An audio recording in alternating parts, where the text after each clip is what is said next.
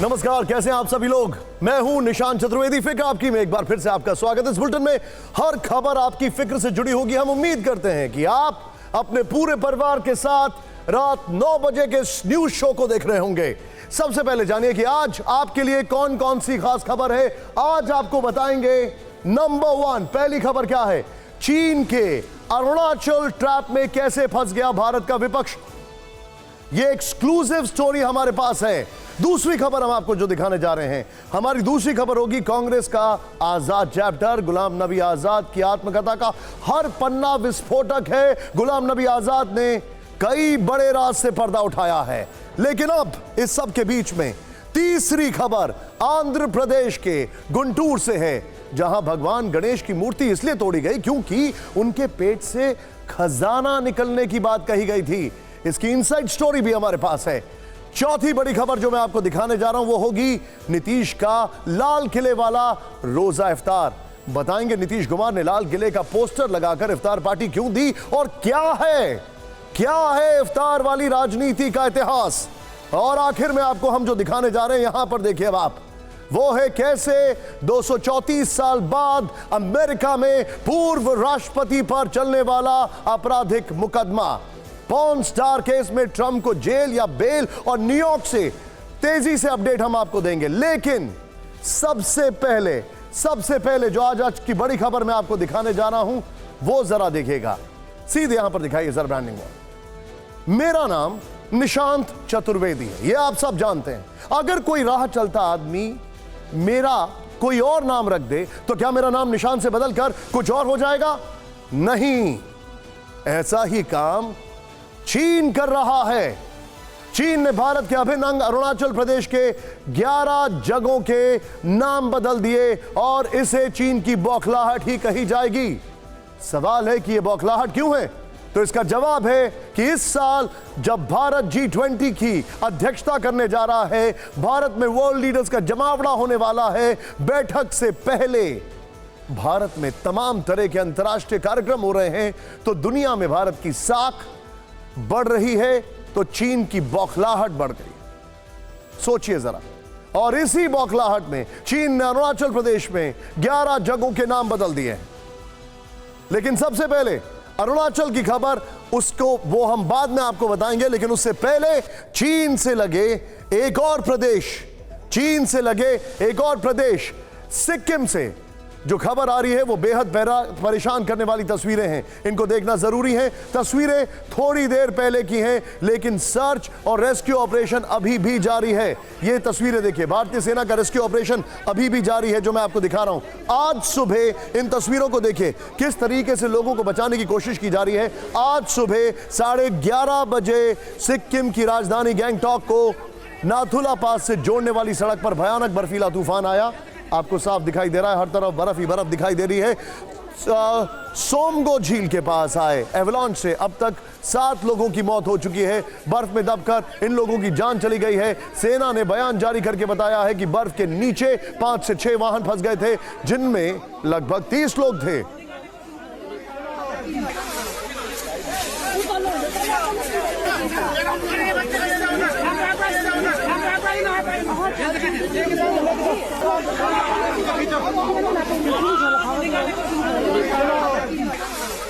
शाम 4 बजे तक बर्फ से 7 शव निकाले जा चुके थे। 7 बजे तक, ये सोचिए जरा, 27 लोगों को रेस्क्यू किया गया है, ये बताया जा रहा है। 6 पर्यटकों सहित 23 लोगों को बचाया जा चुका है, यानी कि 29 का मामला बताया जा रहा है।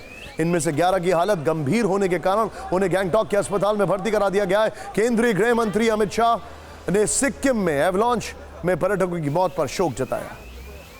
इस सब के बीच में एक और तस्वीर आ रही है। नाथुला दर्रा चीन की सीमा पर स्थित है। बॉर्डर रोड ऑर्गेनाइजेशन ने तेजी से रेस्क्यू ऑपरेशन शुरू करके अब तक 27 लोगों को बचा लिया है।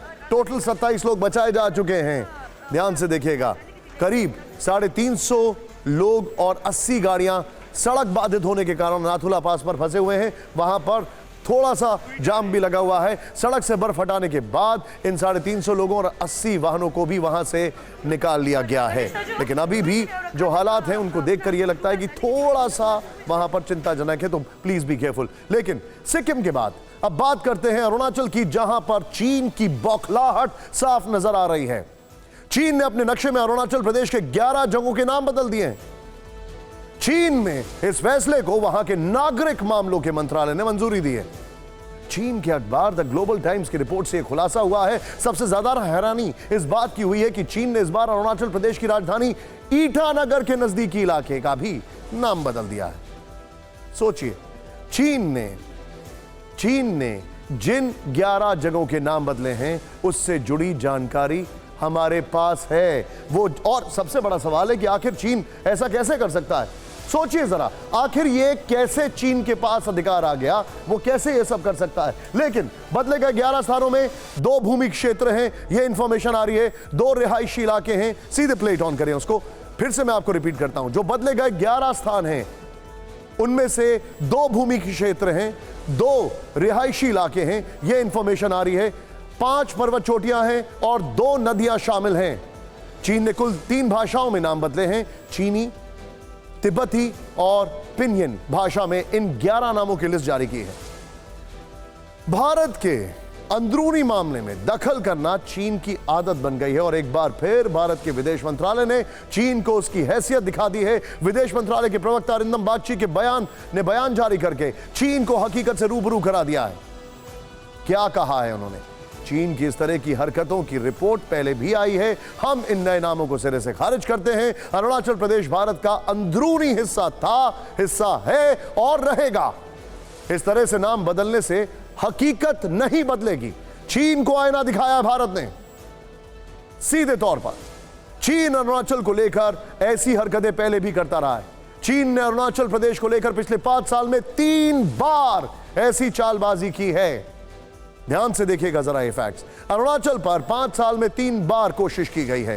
पहली बार साल 2017 में 6 जगहों के नाम बदले थे। दलाई लामा के अरुणाचल दौरे से बौखलाया था चीन, तब यात्रा के कुछ दिन बाद ही पहली लिस्ट जारी की थी। दूसरी बार साल 2021 में 15 जगहों के नाम बदले। इस साल चीन ने 11 जगहों के नाम बदल दिए हैं। चीन है कि मानता नहीं। सोचिए, आप सभी लोगों के मन में एक सवाल होगा, क्या कोई भी मुल्क किसी दूसरे मुल्क का अपनी मर्जी से नाम बदल सकता है? यह बड़ा वैलिड सवाल है, जानना जरूरी है। लेकिन हैरानी सबसे ज्यादा इस बात की है कि भारत के अंदरूनी मामले में चीन के दखल पर भी भारत में राजनीति शुरू हो गई है। सवाल यह है कि सवाल राजनीति पर पूछा जाना चाहिए या चीन की हरकत पर? कांग्रेस पार्टी मोदी सरकार पर हमलावर है। राहुल गांधी ने अडानी और चीन का मामला एक साथ उठाकर सीधे प्रधानमंत्री मोदी को घेरा। ये जो 20,000 करोड़ रुपए अडानी जी की शेल कंपनीज में हैं, ये किसके हैं? ये बेनामी हैं, किसके हैं? कांग्रेस ने इसे सोशल मीडिया प्लेटफॉर्म पर भी उठाया। ट्विटर पर गलवान की घटना को याद दिलाकर मोदी सरकार पर तंज कसा। आखिर चीन इतना दुस्साहस कैसे कर पा रहा है? जवाब आप जानते हैं। जब पीएम मोदी खुद चीन को क्लीन चिट देंगे, कहेंगे कि कोई घुसा नहीं है, तो मन तो बढ़ेगा ही। लगातार अतिक्रमण हो रहा है, जगहों के नाम बदले जा रहे हैं और इस मामले में पहले भी राहुल गांधी जी इस मामले को कई बार उठा चुके हैं। उसके बाद भी सरकार के जो चुप्पी है वो बहुत रहस्यपूर्ण है। कांग्रेस के साथ समाजवादी पार्टी ने भी बीजेपी को घेरा। आप चाइना से डरते हो और भारत के लोग, भारत की आर्मी, उसका मनोबल बीजेपी आरएसएस की सरकार ने चाइना के सवाल पे हमेशा गिराने का काम किया है। चीन के मामले पर विपक्ष सरकार से सवाल जरूर पूछ सकता है, लेकिन विपक्ष को सोचना होगा कि उनके बयान पर चीन की भी नजर होगी। लेकिन अब वो सवाल जिसके जवाब का आप सबको इंतजार होगा, क्या चीन के नाम बदलने से अरुणाचल प्रदेश में कुछ भी फर्क पड़ेगा? सोचिए, इसका जवाब बड़े बड़े अक्षरों में है, नहीं। क्या चीन अरुणाचल में नाम बदल सकता है? कोई फर्क पड़ेगा? नहीं। क्योंकि एक तो अरुणाचल प्रदेश भारत का अभिन्न अंग है और चीन के पास नाम बदलने का कोई अधिकार नहीं है। दूसरा, किसी भी विदेशी जगह का नाम बदलने के लिए अंतर्राष्ट्रीय नियम और प्रक्रियाएं पहले से तय हैं। अगर किसी देश को किसी जगह का नाम बदलना है तो उसे UN global geographic information management को पहले से जानकारी देनी होती है। इसके बाद यूएन के जियोग्राफिक एक्सपर्ट उस इलाके का दौरा करते हैं, इस दौरान प्रस्तावित नाम की जांच की जाती है, स्थानीय लोगों से बातचीत की जाती है, तथ्य सही होने पर नाम बदलने को मंजूरी दी जाती है और इसे रिकॉर्ड में शामिल किया जाता है। सोचिए अब आप सवाल है, ये सब जानते हुए भी चीन ऐसा क्यों कर रहा है? क्या आपके मन में यह बड़ा नेचुरल सा, बड़ा ऑर्गेनिकली पॉपअप करने वाला सवाल नहीं होगा? दरअसल क्या है, ये भारत जो है ये बदल चुका है, ये 1962 वाला हिंदुस्तान नहीं है। अब जरा फैक्ट्स देखिए, दुनिया भर में चीन का ग्राफ तेजी से गिर रहा है। इसी बीच भारत की अंतर्राष्ट्रीय साख का बढ़ना एक साथ हो रहा है। चीन भारत में इस साल होने वाले G20 की बैठक से भी चिढ़ा हुआ है। खिसियाए हुए चीन ने मार्च में अरुणाचल प्रदेश में हुई G20 की बैठक से खुद को अलग किया था। क्वाड में भारत को प्रमुखता दिया जाना चीन को परेशान कर रहा है। साउथ एशिया में भारत को महत्व दिया जाना चीन को बेचैन कर रहा है। डोकलाम से लेकर गलवान तक चीन को सिर्फ हार देखनी पड़ी है। भारत की वैक्सीन डिप्लोमेसी ने चीन को झकझोर के रख दिया। कई चीनी ऐप्स पर भारत की सर्जिकल स्ट्राइक हुई है। भारत के एक्शन के बाद अब अमेरिका और यूके ने भी चीनी ऐप्स को अपने यहां बैन करना शुरू कर दिया। सोचिए, इसलिए परेशान है चीन। लेकिन अब अगली कहानी जरा चेंज करिए। यह जो अगली कहानी है जरा देखना जरूरी है। कांग्रेस का आजाद चैप्टर, आजाद, जरा इस किताब को देखिए। यह इनकी बायोग्राफी है, ऑटोबायोग्राफी है, बायोग्राफी नहीं ऑटोबायोग्राफी है, खुद लिखी है इन्होंने। और वो उसमें क्या क्या इन्होंने खुलासे किए वो सब हम आपको बताने वाले हैं, जरा ध्यान से देखिएगा। चीन पर आज कांग्रेस हमलावर हुई तो इत्तेफाक देखिए कि कांग्रेस के दिग्गज नेता रहे गुलाम नबी आजाद ने अपनी आत्मकथा के जरिए कांग्रेस के खिलाफ ही मोर्चा खोल दिया है। गुलाम नबी आजाद, जिन्होंने अगस्त 2022 में कांग्रेस का हाथ छोड़ दिया और अब उन्होंने अपनी आत्मकथा लिखी है जिसका नाम रखा है आजाद। खुद को कांग्रेस से मुक्त करके अपनी आत्मकथा में चौंकाने वाले खुलासे करके गुलाम नबी आजाद ने कांग्रेस को एक बार फिर असहज कर दिया है। सबसे पहले हम आपको आजाद की किताब का हेमंता बिस्वा शर्मा चैप्टर दिखाते हैं जिसमें वो क्या लिखते हैं, जरा यहां पर देखिएगा। कोट, अगले दिन जब मैं राहुल गांधी के आवास पर पहुंचा तो मैंने तरुण गोगोई और उनके पुत्र गौरव गोगोई को उनके साथ बैठे देखा। राहुल गांधी ने हमें दो टूक कहा कि लीडरशिप में कोई बदलाव नहीं होगा। हमने उन्हें बताया कि हेमंता के पास विधायकों का समर्थन है, वो बागी हो जाएंगे और पार्टी छोड़ देंगे। राहुल गांधी ने कहा उन्हें जाने दो, मीटिंग खत्म हो गई, अनकोट। आप याद करिए, इसी घटनाक्रम के बाद 21 जुलाई 2014 को हेमंता बिस्वा शर्मा ने कांग्रेस के सभी पदों से इस्तीफा दे दिया था। इसके बाद उन्होंने आरोप लगाया था कि जब भी वो असम के अहम मुद्दों पर चर्चा के लिए राहुल गांधी के पास जाते थे तो वो अपने डॉगी को बिस्किट खिलाने में व्यस्त रहते थे।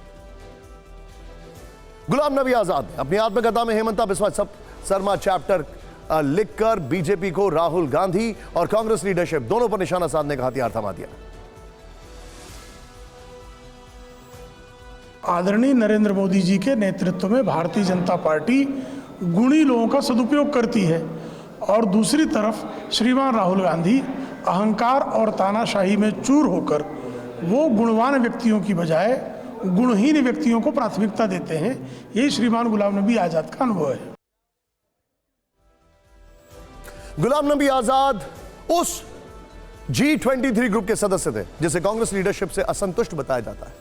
उस ग्रुप ने कांग्रेस नेतृत्व पर सवाल उठाते हुए एक लेटर भी लिखा था।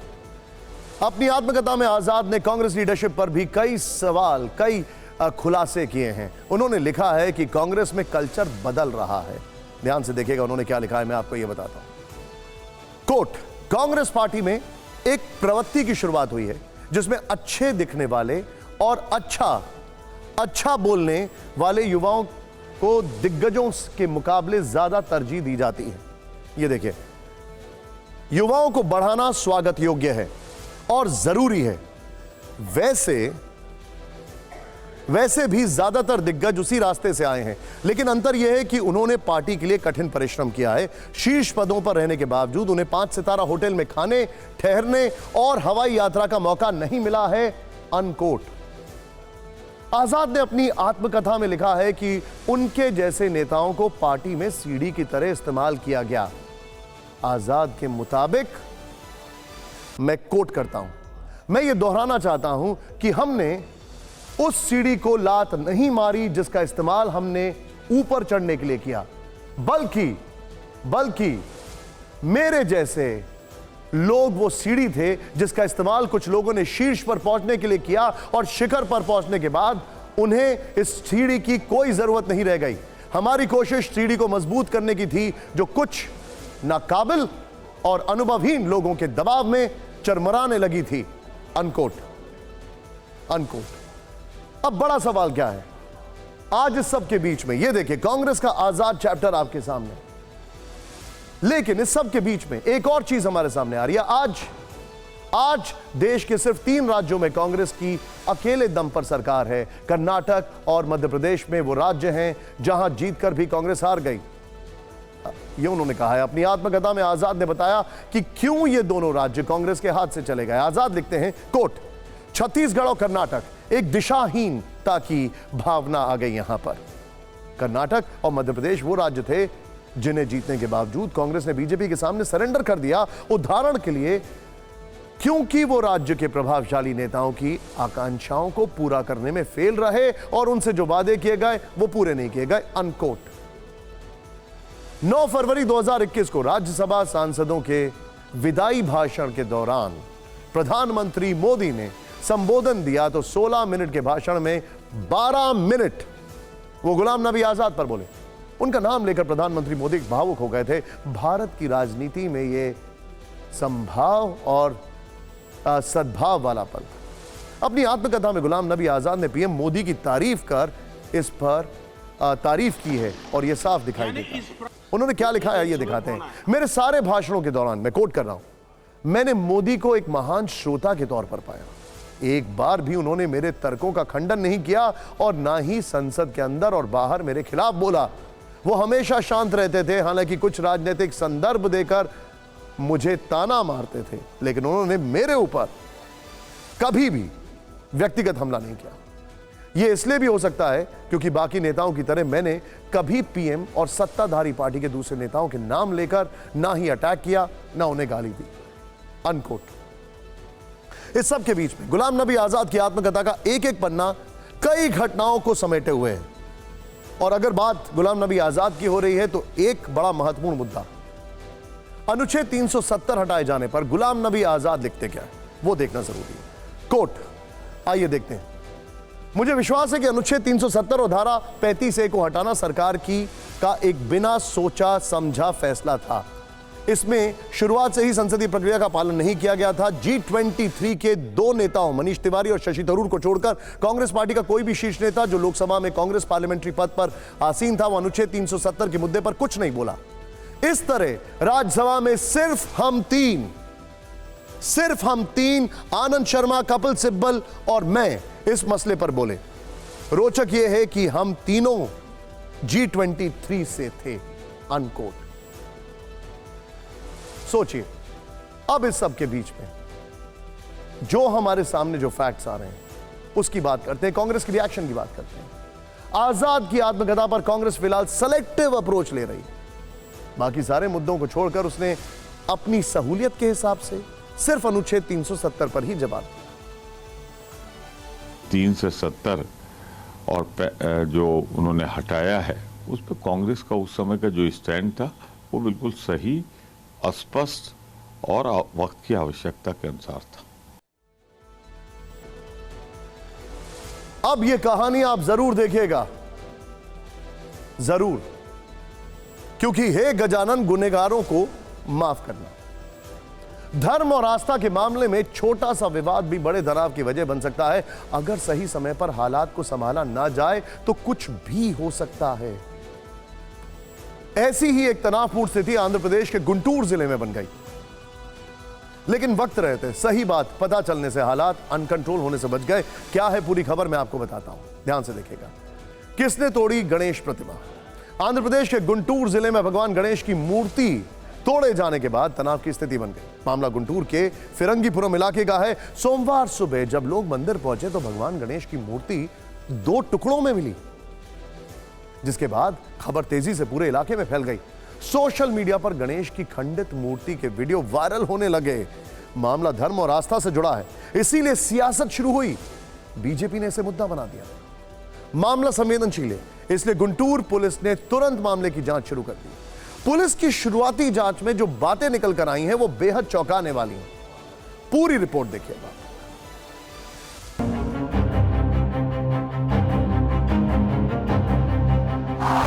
मामला धर्म और आस्था से जुड़ा है। घटना बहुत संवेदनशील थी। 500 साल पुरानी गणेश प्रतिमा तोड़ने की खबर से गुंटूर पुलिस डिपार्टमेंट में हड़कंप मच गया। गुंटूर पुलिस ने तुरंत जांच शुरू की। फिरंगीपुरम के विनायक कोंडा पहाड़ी में स्थित प्राचीन मंदिर में गणपति की प्रतिमा रात के अंधेरे में तोड़ी गई थी। इसलिए पुलिस के सामने कई चुनौतियां थी।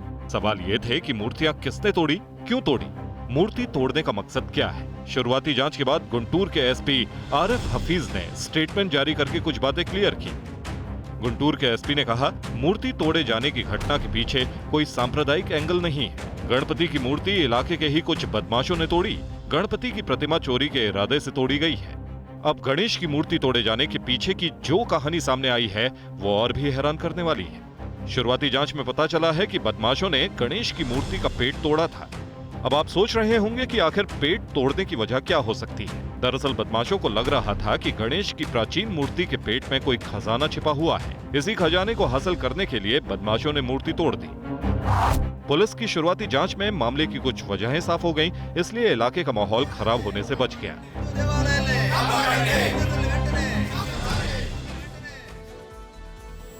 हालांकि पुलिस के इस खुलासे के बाद भी सियासत जारी है। बीजेपी ने गुंटूर में गणपति मूर्ति टूटने की घटना को बड़ा मुद्दा बना दिया है। इस घटना के बहाने बीजेपी नेता आंध्र प्रदेश की वाईएसआरसीपी सरकार पर सवाल खड़े कर रहे हैं। बीजेपी के नेता और कार्यकर्ता प्राचीन मंदिर पहुंच गए। मंदिर में धरना प्रदर्शन शुरू हो गया। आंध्र प्रदेश सरकार के खिलाफ नारेबाजी होने लगी। आंध्र प्रदेश बीजेपी के महासचिव विष्णु वर्धन रेड्डी ने आंध्र प्रदेश सरकार पर गंभीर आरोप लगाए। उन्होंने ट्विटर पर क्या लिखा, आइए देखते हैं। गणपति की मूर्ति पर जो सियासत हुई है, पहले भी इस तरह की घटनाएं हो चुकी हैं, लेकिन वाईएसआर कांग्रेस पार्टी सरकार द्वारा कोई कार्रवाई नहीं की गई है और अब इसे फिर से दोहराया जा रहा है। मैं दोषियों के खिलाफ सख्त कार्रवाई की मांग करता हूं। विष्णुवर्धन रेड्डी, महासचिव आंध्र प्रदेश बीजेपी। वैसे आंध्र प्रदेश में मूर्ति तोड़ने की घटना पहली बार नहीं हुई है, इसके पहले भी कई ऐसी घटनाएं हो चुकी हैं। आंध्र प्रदेश में कब कब मंदिरों पर हमला। पिछले साल आंध्र प्रदेश के प्रकाशम जिले में शिव मंदिर में नंदी की मूर्ति तोड़ी गई थी। नंदी की मूर्ति तोड़े जाने की घटना पिछले साल 16 अक्टूबर की रात को हुई। इससे पहले 2020 में विजयनगर जिले में भगवान राम की 400 साल पुरानी मूर्ति तोड़ी गई थी। हमलावरों ने राम की मूर्ति को तोड़कर मंदिर के वाटर टैंक में डाल दिया था। लेकिन अब मंदिरों में दान और चढ़ावे को लेकर एक खबर। यह खबर अहमदाबाद से भी आई। अहमदाबाद के शिवानंद आश्रम में हिंदू धर्म आचार्य सभा का 8वां महाधिवेशन हुआ। कार्यक्रम में देश भर के 65 जाने माने संतों ने हिस्सा लिया। इसमें आरएसएस प्रमुख मोहन भागवत और केंद्रीय गृह मंत्री अमित शाह भी शामिल हुए। कार्यक्रम में हिंदू समुदाय के सामने आने वाली चुनौतियों से जुड़े मुद्दों पर चर्चा की गई। संतों के कार्यक्रम में सबसे बड़ा मुद्दा मंदिरों और मठों में के दान और चढ़ावे को लेकर उठा। सवाल पूछे गए कि मंदिर और मठों के दान पर किसका हक है। लेकिन कार्यक्रम में आरएसएस प्रमुख मोहन भागवत ने हिंदू मंदिरों की संपत्ति को लेकर बड़ी बात कही है। क्या कहा है उन्होंने, आइए अब आपको दिखाते हैं। हिंदू मंदिरों के चढ़ावे पर हिंदुओं का हक है, यह उन्होंने कहा है। आज हिंदू समाज के सामने जो चुनौतियां मौजूद हैं, उनसे डरे या बौखलाए बिना शांतिपूर्ण ढंग से उनका सामना करना चाहिए। मंदिरों की अकूत संपत्ति का दुरुपयोग ना करके उसका हिंदू हितों के लिए इस्तेमाल हो। सरकार के कार्य करने की अपनी गति है।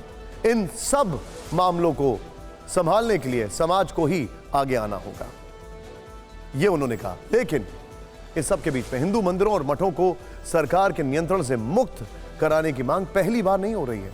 सवाल यह है कि यह मांग आखिर क्यों हो रही है। चलिए आपको इसकी वजह बताते हैं। ध्यान से देखिएगा, कुछ फैक्ट्स मैं आपके सामने रख रहा हूं। यहां पर मंदिरों पर सरकारी नियंत्रण क्यों। तमिलनाडु के 45,000 मंदिरों पर राज्य सरकार का कंट्रोल है। कर्नाटक के 34,500 मंदिरों पर सरकार का नियंत्रण है। आंध्र प्रदेश के 43,000 मंदिरों पर राज्य सरकार का नियंत्रण है। उत्तराखंड सरकार ने फरवरी 2020 में 51 बड़े मंदिर नियंत्रण में ले लिए थे। विरोध प्रदर्शन के बाद उत्तराखंड सरकार ने फैसला वापस लिया।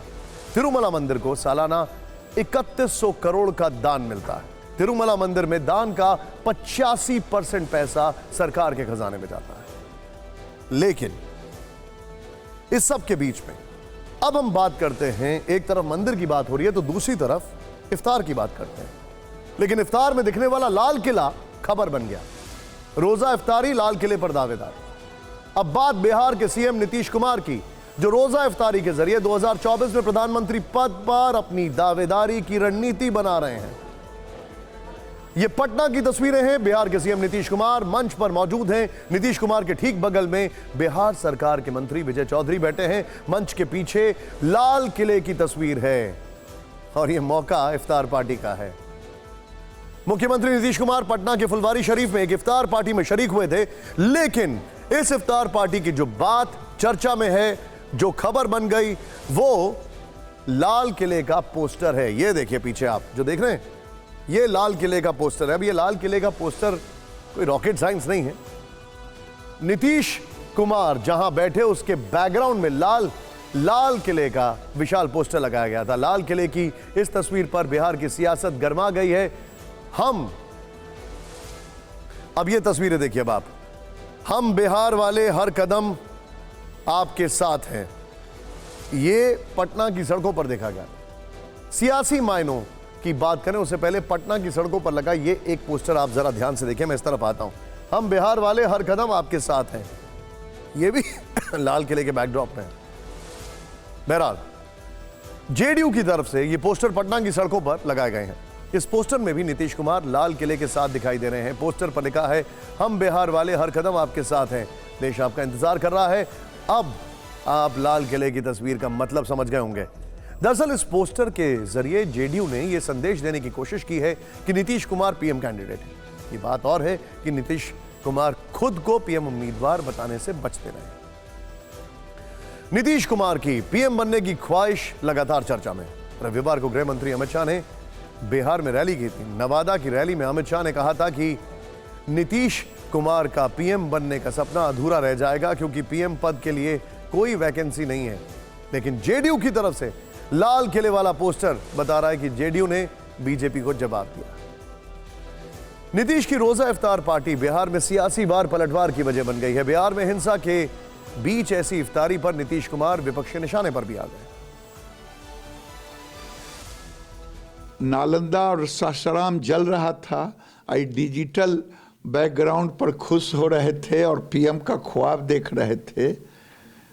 इनकी तो जो दुर्गति होगी शायद किसी की दुर्गति हुई हो। जो सपने पूरे नहीं होते उन सपनों की तस्वीरें लगा के पूरा करने का प्रयास मुख्यमंत्री करते। लाल किले की प्राचीर से कभी तिरंगा ये फहरा नहीं पाए, तो इसीलिए लाल किले की तस्वीर उसके सामने स्वयं विराजमान होकर अपने उस ख्वाब को पूरा करने का प्रयास किया जाए। बीजेपी ही नहीं, एआईएमआईएम अध्यक्ष असदुद्दीन ओवैसी ने भी नीतीश कुमार पर सवाल उठाए। वहाँ पर एक टारगेटेड मुस्लिम माइनॉरिटी के दुकानों को निशाना बनाया गया। इससे साफ जाहिर है कि इसमें बहुत बड़ी प्लानिंग हुई है और बिहार की नीतीश कुमार और तेजस्वी की सरकार को ये मालूम था कि नालंदा एक सेंसिटिव डिस्ट्रिक्ट है, नीतीश कुमार मुख्यमंत्री का होम डिस्ट्रिक्ट है, उसके बावजूद भी आप सासाराम में भी गड़बड़ हुई। तो ये सरासर बिहार में जो कुछ हुआ ये सरकार के ऊपर जिम्मेदारी आयद होती है कि उन्होंने वायलेंस को रोका नहीं और उनको मालूम था, उनके पास रिपोर्ट्स, इंटेलिजेंस रिपोर्ट्स थे कि यहां पर वायलेंस हो सकता है। जिस इफ्तार पार्टी के जरिए नीतीश कुमार अपने वोट बैंक को मजबूत करने की कोशिश में है, वो इफ्तार पार्टी नहीं है। इफ्तार पार्टी की परंपरा कैसे शुरू हुई, क्या है इसका इतिहास, आपको बताते हैं। ध्यान से देखिए, रोजा इफ्तारी का सियासी इतिहास। 1974 में हेमवती नंदन बहुगुणा ने यूपी में सीएम के तौर पर इफ्तार की परंपरा शुरू की। केंद्र में इंदिरा गांधी ने इफ्तार पार्टी देना शुरू किया। यूपी में सीएम रहते कल्याण सिंह और राजनाथ सिंह ने इफ्तार पार्टी दी। सीएम के तौर पर मुलायम सिंह यादव, अखिलेश यादव ने भी इफ्तार पार्टी दी। मायावती भी सीएम के तौर पर इफ्तार पार्टी देती रही। इफ्तार पार्टी के बहाने अपनी राजनीति साधने में कोई पीछे नहीं है। आपको सियासी इफ्तार की पुरानी तस्वीरें दिखाते हैं। सियासी इफ्तारी की पुरानी तस्वीरें ये देखिए, राहुल गांधी की इफ्तार पार्टी साल 2018 की ये तस्वीरें देख रहे हैं आप। यहां पर मनमोहन सिंह की इफ्तार पार्टी साल 2012 की ये तस्वीर देखिए अब आप। लालू प्रसाद यादव साल 2014 उनकी इफ्तार पार्टी।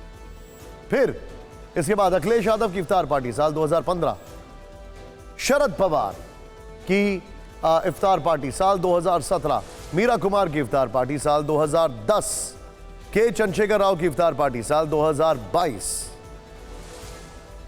लेकिन ये थोड़ी अलग थी, इसमें थोड़ा सा मतलब जो इफ्तार पार्टी नीतीश जी की आपने देखी उसमें लाल किला पीछे दिखाई दे रहा था, जो कि यहां पर बिहार के डिप्टी सीएम तेजस्वी यादव ने मार्च में विधानसभा के अंदर कहा था कि वो और नीतीश कुमार मिलकर बिहार को विकास के रास्ते पर लाना चाहते हैं। ना उनको सीएम बनने की चाहत है, ना ही नीतीश कुमार पीएम बनने का सपना देख रहे हैं। लेकिन जेडीयू के इस इफ्तार और पोस्टर से संदेश कुछ और ही निकल रहा है, और उसके साथ ही यह भी साफ हो रहा है कि 2024 को लेकर विपक्ष में पीएम के एक नहीं कई दावेदार होने की संभावना है। लेकिन अब इस सब के बीच में देखते हैं क्या कुछ हो रहा है देश और दुनिया में। बहुत तेजी से आपको दिखाते हैं अभी इस वक्त की टॉप 9 खबरें।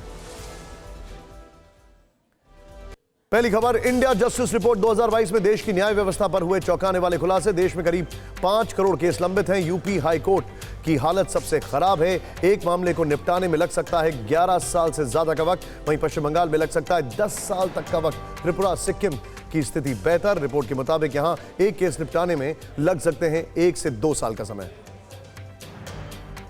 बिहार शरीफ हिंसा से जुड़ा नया सीसीटीवी वीडियो आया सामने। कई घंटों तक उपद्रवी मचाते रहे उत्पात, जमकर की आगजनी। घंटों बाद भी पुलिस रही नदारद। उसका सीसीटीवी आपके सामने है, डेटलाइन इस पर लिखी हुई है। नेक्स्ट, पश्चिम बंगाल में हिंसा को लेकर ममता बनर्जी की आपत्तिजनक टिप्पणी। कहा, वाम और राम ने हमारे खिलाफ मिलाया हाथ। मेरे राम कहने का मतलब रामचंद्र नहीं बल्कि बीजेपी के गुंडे हैं जो दंगे कराते।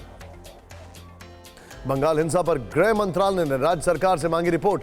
राज्य बीजेपी अध्यक्ष सुकांत मजूमदार ने गृह मंत्री को लिखा था पत्र। बंगाल के राज्यपाल सीवी आनंद बोस ने हुगली में हिंसा वाले इलाकों का किया दौरा। टीवी9 भारतवर्ष से बातचीत में बोले, हनुमान ने धर्म की स्थापना के लिए लंका को जलाया। अगर कोई भी हनुमान जी का अपमान करेगा तो उसे सबक सिखाया जाएगा। दिल्ली में डस्ट और पोल्यूशन को कम करने के लिए सरकार ने उठाया है बड़ा कदम। सड़कों से धूल हटाने के लिए दिल्ली सरकार खरीदेगी 70 मैकेनिकल स्वीपिंग मशीनें खरीदने के लिए कैबिनेट ने मंजूरी दे दी। दिल्ली में श्री रामचरितमानस की हिंदी काव्यानुवाद पुस्तक का हुआ विमोचन। इस मौके पर रक्षा मंत्री राजनाथ सिंह रहे मौजूद। उन्होंने कहा, राम हमारे आदर्श ही नहीं संस्कार भी हैं। मोदी सरकार राम राज्य बनाने की दिशा में काम कर रही है। देश में एक बार फिर बढ़ रहे हैं कोरोना के मामले। लगातार तीसरे दिन 24 घंटे के अंदर 3000 से ज्यादा संक्रमित मिले। 11 लोगों की जान गई है। महाराष्ट्र में 3 और दिल्ली में कोरोना से 1 शख्स की मौत। इस बीच कश्मीर के गुरेज वैली में फिर से शुरू हो गई बर्फबारी। जोजिला और पीर पंजाल में भी आसमान से रुई की तरह गिरी बर्फ। सोनमर्ग में भी बिछी बर्फ की चादर। तापमान होगा ठंडा। लेकिन इस सब के बीच में अगली खबर की ओर मैं रुख करता हूं सबसे पहले। और अगली खबर क्या है उससे पहले अवदीविका में यूक्रेन का बड़ा अटैक। इस वक्त की बड़ी खबर, यूक्रेन ने मोर्टार से रूसी ठिकानों को दहलाया।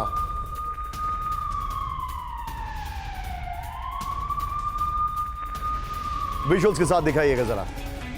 बैकग्राउंड में यूक्रेन की 87वीं रेजिमेंट का एक्शन है। यह देखिए अब आप, यूक्रेन ने 120 mm मोर्टार से दुश्मन पर किया हमला। इस सब के बीच में एक और बड़ी खबर सीधे आई है। डोनेस्क में यूक्रेन का टैंक से बड़ा अटैक। ब्रेक करें विद द विजुअल्स। यूक्रेन की टैंक ब्रिगेड ने रूसी ठिकानों को दहलाया। हमले में कई रूसी सैनिकों को मारने का दावा किया है। इस सब के बीच में एक और बड़ी खबर सीधा आई अगली ब्रेकिंग न्यूज पर। उगलेदार में यूक्रेनी फौज का बड़ा एक्शन। दिखाइए जरा विजुअल्स। यूक्रेन ने मल्टी लॉन्च रॉकेट सिस्टम से किए हमले। 6 फुटबॉल के ग्राउंड जितने इलाके को दहलाया। यूक्रेन ने एक साथ रूस के 50 ठिकानों को उड़ाया। ये तीनों ब्रेकिंग दिखाइए जरा, किस तरीके से युद्ध जो है उसकी आग अभी भी थमने का नाम नहीं ले रही है। ये देखिए, उगलेदार में आपको दिखाई दे रहा है, डोनेस्क आपको दिखाई दे रहा है और बैटल ग्राउंड यूक्रेन की तस्वीर आपको दिखाई दे रही है।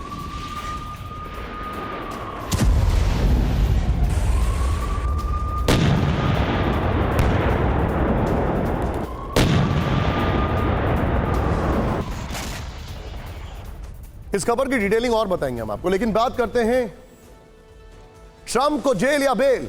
हर किसी के मन में एक ही सवाल है ट्रंप केस की, जिस पर इस वक्त पूरी दुनिया की नजर है। कुछ देर बाद मैनहट्टन क्रिमिनल कोर्ट में पेश होंगे ट्रंप। इस वक्त की बड़ी खबर ब्रेक करें।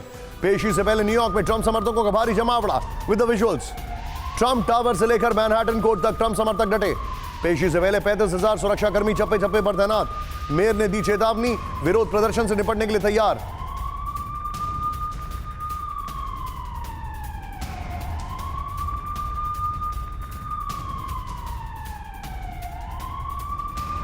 सीधे आइए राहुल, मैं चाहूंगा इस खबर की ब्रेकिंग और शॉर्ट नीचे जरूर रखिएगा। अमेरिका में पहली बार ऐसा हो रहा है कि राष्ट्रपति रहे किसी व्यक्ति पर क्रिमिनल कोर्ट में आरोप तय होने वाले हैं। तो आइए सबसे पहले जान लेते हैं कि आज ट्रंप के साथ कोर्ट में क्या होगा।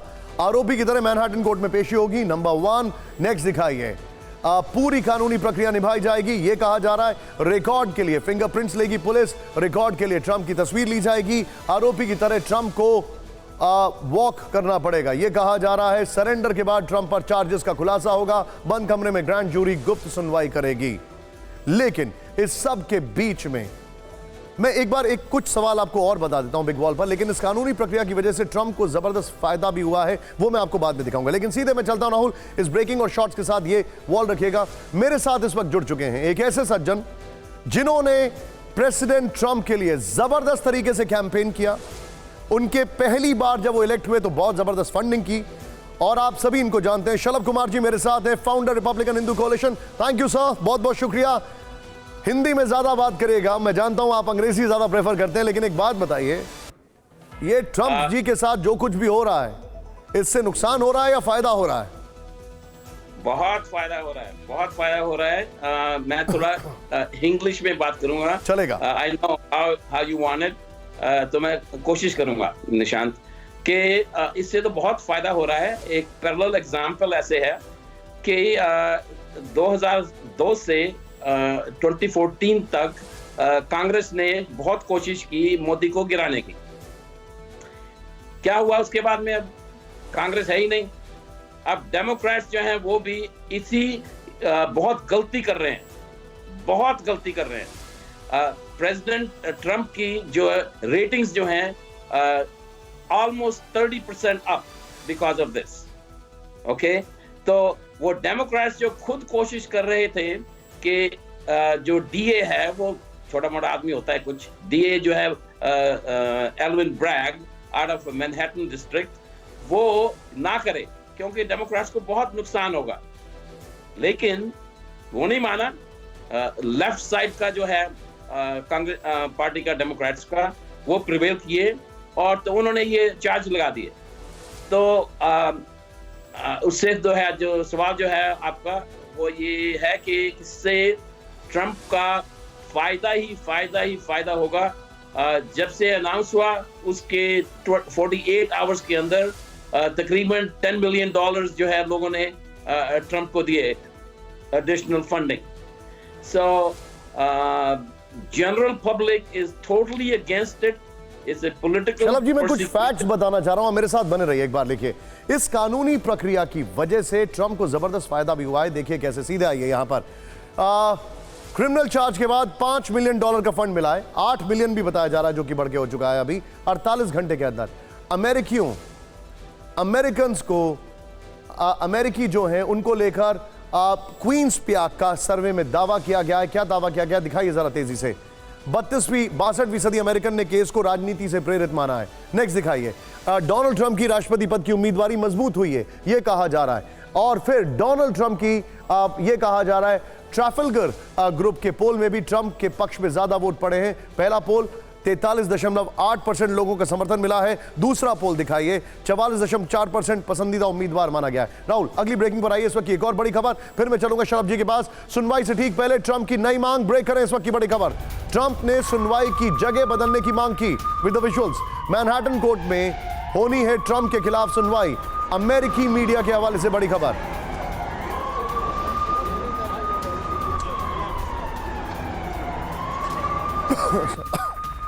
सीधे मैं चलूंगा शलभ जी के पास। शलभ जी, एक सवाल हम सबके मन में, आप इसको थोड़ा अमचोर भी समझ सकते हैं, लेकिन क्या ऐसा हो सकता है कि ट्रंप को आज जेल हो जाए? कोई पॉसिबिलिटी नहीं है। क्योंकि यहाँ के जो ज्यूरिस्ट हैं, डेमोक्रेट हो या रिपब्लिकन, दोनों साइड से, वो बोलते हैं कि ये जो है बिल्कुल फ्रिवलस है, बिल्कुल फालतू की बात है, कोई स्टैचू नहीं है, कोई धारा नहीं है, उस ऐसे ही कोई नई धारा बनाने की कोशिश कर रहे हैं। तो ये तो है मोशन टू डिसमिस होता है, उसी से हो जाएगा। अंडरस्टूड। लेकिन आपके दर्शकों को ये भी मालूम होना चाहिए कि ये कैसे होता है, कि ये वहां पे बहुत कॉमन फ्रेज है, सभी बोलते हैं कि चाहे न्यूयॉर्क हो चाहे शिकागो हो, वहां लिबरल सिटीज होते हैं, उनमें जो है ग्रैंड जूरी जो है वो हैम सैंडविच को भी इंडाइट कर सकती है, किसी को भी इंडाइट कर सकती है।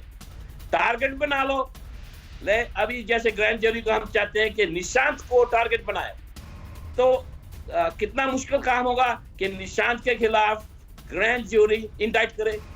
बहुत सीधा साधा, शलभ जी, बहुत जीरो। हमारे इस चैनल ने वो तस्वीरें दिखाई थी जब प्रेसिडेंट ट्रंप ने आपके साथ आकर दिवाली मनाई थी। हमारे इस चैनल ने दिखाया था कि किस तरीके से आपके साथ उनका उठना बैठना है, और अगर इस अपीयरेंस से पहले आपके चेहरे पर इतनी खुशी है तो मुझे लगता है all is well. Am I right? Yes. Okay Shalabh ji, मैं माफी चाहूंगा, आपको थोड़ा सा रोकूंगा क्योंकि इस वक्त एक बहुत बड़ी खबर आ रही है। ये हमारे लिए आपने टाइम निकाला, थैंक यू वेरी मच, बहुत बहुत शुक्रिया हमारे साथ जुड़ने के लिए। इस वक्त की एक और बड़ी खबर, सीधा ये वॉल चेंज करिए प्रेसिडेंट ट्रंप के ऊपर, एक्सक्लूसिव कवरेज हम आपको दिखा रहे हैं। आपसे कुछ ही मिनटों के बाद नॉन स्टॉप कवरेज चलेगी, ये चैनल पूरी डिटेल में जाएगा। लेकिन बड़ी खबर, नेटो एक कदम दूर, किससे? रूस से। बात फिनलैंड की, जिसकी नेटो की सदस्यता को लेकर पिछले 24 घंटे से हलचल है। नेटो में शामिल हुआ फिनलैंड, ब्रेक करें विद द विजुअल्स। ब्रुसेल्स के नेटो हेडक्वार्टर में ली सदस्यता, ब्रुसेल्स हेडक्वार्टर में फिनलैंड का झंडा फहराया गया। नेटो का 31वां सदस्य बना फिनलैंड, ऑफिशियल डॉक्यूमेंट पर साइन किए गए। इस सब के बीच में प्रेसिडेंट बाइडेन ने नेटो में फिनलैंड का किया स्वागत। इस वक्त की बड़ी खबर, ब्रेक करें। बाइडेन ने रूस के राष्ट्रपति पुतिन पर बड़ा हमला, with the visuals Rahul. Putin नहीं तोड़ पाएंगे यूरोप, नेटो एकता, ये बाइडेन ने कहा। बाइडेन के विजुअल्स, नेटो की एक एक इंच जमीन की रक्षा करेंगे, बाइडेन ने कहा। नेटो सुरक्षा के लिए हर चुनौती से लड़ने को तैयार, बाइडेन ने कहा। नेटो में फिनलैंड की एंट्री, नए युद्ध की घंटी, ये बड़ा सवाल है। नए युद्ध की घंटी, ये सवाल अपने आप में खड़ा हो रहा है। सीधा आइए, नेटो का नया मेंबर बन गया है फिनलैंड, ये लेटर है और ये तस्वीर है। फिर ब्रुसेल्स के नेटो हेडक्वार्टर में सदस्यता ली गई, ये इंफॉर्मेशन हमारे पास है। फिर फिनलैंड की एंट्री से नेटो के सदस्य देश जो हैं वो 31 हो गए हैं। नेटो में फिनलैंड की एंट्री, नए युद्ध की घंटी। अगली खबर ध्यान से देखिए, सीधे ब्रेक कर रहा हूं। बड़ी खबर आ रही है कि फिनलैंड को लेकर रूस भड़क गया। इस वक्त की बड़ी खबर, ब्रेक करें। फिनलैंड के नेटो में शामिल होने पर रूस की धमकी।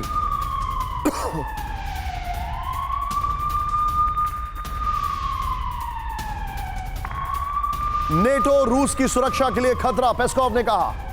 तीनों ब्रेकिंग दिखाई है। फिनलैंड में नेटो फोर्स आई तो दंगे देंगे जवाब, रूस ने कहा। रूस ने बाल्टिक से बैरेंट सी तक युद्धाभ्यास की घोषणा की। तीनों ब्रेकिंग दिखाई है। बाल्टिक सी से लगने वाले 4 नेटो देश को घेरेगा रूस, बड़ी खबर आ रही है। सीधे आइए, बड़ी खबर, रूस के साथ नेटो देशों के बॉर्डर। मैं चाहूंगा राहुल इस ब्रेकिंग और शॉट्स को नीचे प्ले ऑन करिएगा, लेकिन स्टार्टिंग में मुझे थोड़ा सा एक्सप्लेन करना है अपने दर्शकों को। सीधे वॉल दिखाइए। अब नेटो देश जो हैं, 5 नेटो देश, अब नाउ नीचे ब्रेकिंग और शॉट दिखाइए। 5 नेटो देश जो हैं वो 1213 किलोमीटर का बॉर्डर शेयर करते हैं। अकेला फिनलैंड जो है 1340 किलोमीटर का बॉर्डर शेयर करता है। यानी कुल बॉर्डर जो है वो अब 2555 किलोमीटर का बॉर्डर रशिया के साथ शेयर किया जा रहा है। ये बड़ी इंटरेस्टिंग खबर है। इस सब के बीच में मैं आपको दिखाता हूं वो कौन कौन से देश हैं।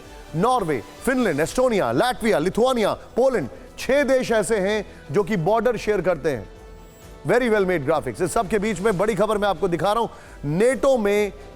नेटो में फिनलैंड, टेंशन में रूस। सीधा आइए, बिग वॉल दिखाइए यहां पर राहुल, बड़ी खबर है। क्या हुआ है ये जो बॉर्डर है 1340 किलोमीटर का, इससे क्यों टेंशन हो रही है? फिनलैंड के नेटो में आने से रूस परेशान है, नंबर 1। नेक्स्ट दिखाइए, चेंज करिए। पुतिन ने पिछले साल फिनलैंड को वार्निंग दी थी, हम सब जानते हैं। नेटो में फिनलैंड को रूस अपनी सुरक्षा के लिए खतरा मानता है। नेक्स्ट दिखाइए।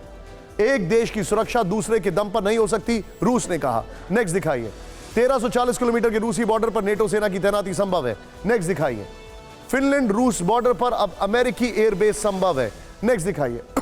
नेटो चाहे तो एस्टोनिया फिनलैंड के बीच नाकेबंदी कर रूस को घेर सकता है। नेक्स्ट दिखाइए। फिर रूस का बड़ा शहर और आर्थिक राजधानी सेंट पीटर्सबर्ग भी असुरक्षित हो सकती है। सोचिए, सबके बीच में एक अगली बड़ी खबर मैं आपको दिखा रहा हूं। पोलैंड को लेकर रूसी खुफिया प्रमुख का बड़ा दावा। ब्रेक करें। यूक्रेन के इलाकों पर कब्जा करना चाहता है पोलैंड। दिखाइए जरा विजुअल। रूसी खुफिया प्रमुख का दावा। यूक्रेन के पश्चिमी हिस्से पर पोलैंड की नजर। रूसी खुफिया प्रमुख ने कहा, यूक्रेन को हथियाना पोलैंड का पुराना सपना।